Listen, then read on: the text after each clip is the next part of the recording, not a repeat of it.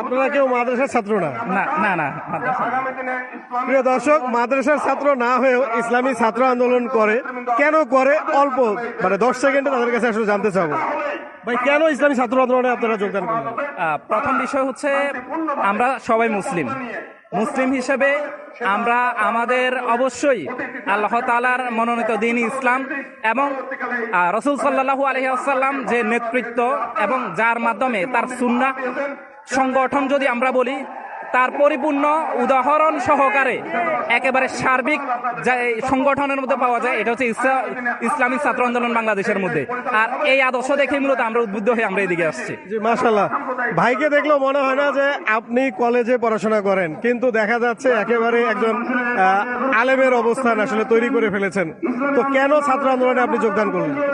যে আমি ছাত্র আন্দোলন করার একমাত্র উদ্দেশ্য হচ্ছে আমার আদর্শিক পরিবর্তন করার জন্য।